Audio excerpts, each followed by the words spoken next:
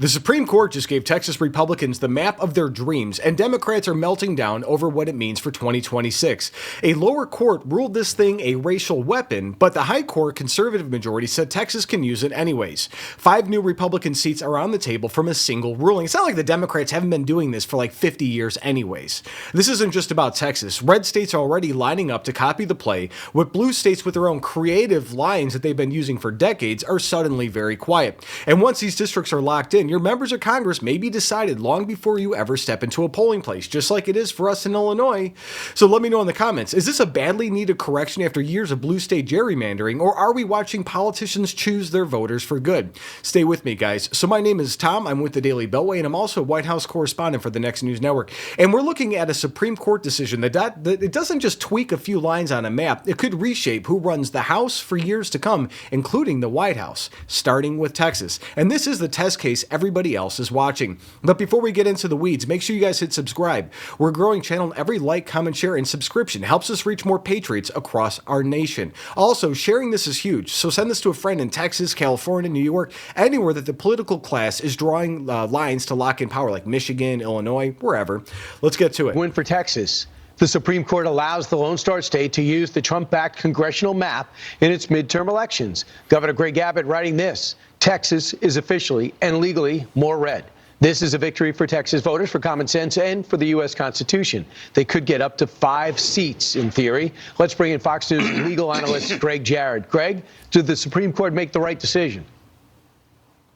Oh, I think they did, Brian, because there was little credible evidence that Texas had actually redrawn their congressional map based on race, which obviously would be a civil rights violation. And the ruling is consistent with what the high court said in 2019. We will not intervene in cases of partisan gerrymandering, only in cases where, states have conjured up district boundaries for largely racial reasons that are discriminatory. And in fact, there was evidence that the previous map was racially motivated and that the new map corrected that constitutional defect. So, as you point out, Brian, this ruling has the potential to flip 5 Democrat-held seats in Texas to Republican next year, and it may actually clear the path for other states to do the same, blue states and red states, as long as race is not a factor.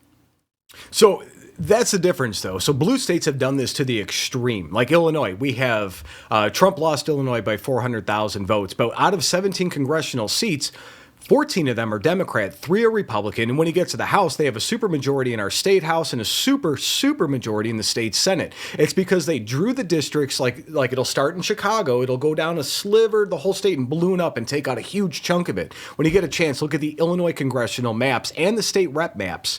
Anyway, so what you just saw is the establishment finally admitting the obvious Texas Republicans engineered a map that turns toss-up and lean Democrat districts into safe GOP seats. They leaned on the court's own precedent that says partisan advantage is allowed as long as you pretend race is not the driver.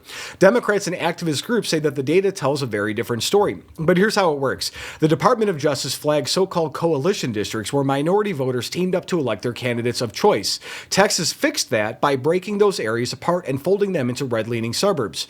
Representative Jasmine Crockett's urban base in Dallas gets sliced and scattered, just like they do in other states, like Democrat states like Chicago and other places.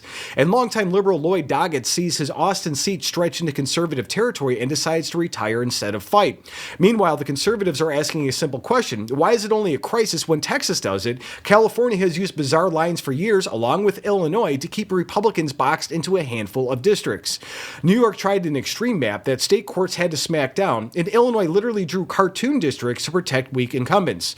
And the same people screaming about Texas said nothing when blue states pulled the same stunt. 100% accurate. So I want you guys to let me know in the comments, should Republicans in red states match whatever blue states do, or should both sides be forced onto truly neutral maps that neither party controls? I want you guys to say fair maps in the comments if you guys want real reform, or fight back if you think the GOP has to use every legal tool available. I'm all for the fair maps, but maybe we need to do this until we can control the House for 2 more years, then do a national fair map scheme. Let me know your thoughts on that. So here's the bottom line. The ruling does not just nudge the House. It could insulate a narrow Republican edge from the usual midterm swing. And if other red states follow, the 2026 battlefield may be written in stone before the first campaign ad even airs. So if you guys got value from this update, please tap subscribe. My opinion is next. And don't forget to share. It's a big deal. So here's how I see it. For years, blue states have quietly used maps to strangle competition while lecturing the rest of the country about protecting your institutions. Now, Texas used the court's own rules to push back, and suddenly we're racist again, I guess. And we're being told that the Republic is in danger. And that's not principle, guys. It's panic. Is a map perfect? No. Is anytime politicians draw lines, they think about power first and people second? Of course they do. Look what they do in blue states. But I would rather see Texas fight with the same tools California and New York have used for years, or decades, probably multiple decades, than watch Republicans play permanent defense while pretending the other side is playing fair. They've been cheating and doing this for years. I mean, we need to do this to secure control. I get it.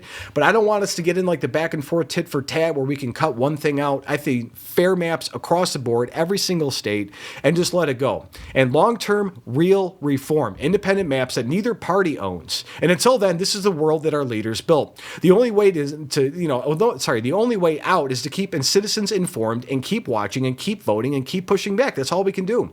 So stay alert, stay engaged, and God bless. And share this to everybody you can.